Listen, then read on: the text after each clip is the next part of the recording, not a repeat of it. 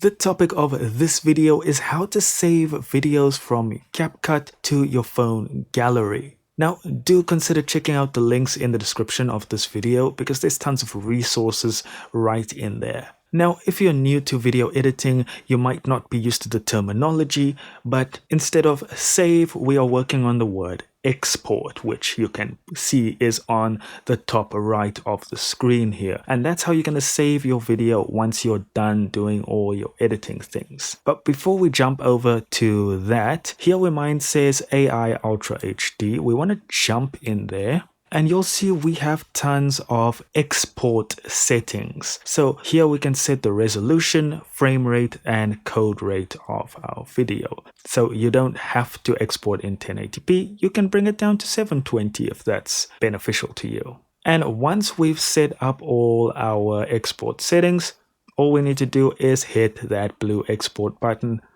and it'll start exporting in whatever quality you set. Keep in mind, CapCut does limit the amount of exports you can do before you get a nice little watermark and lower resolution. And that's it. The video is now saved to your gallery. Thank you so much for watching, guys.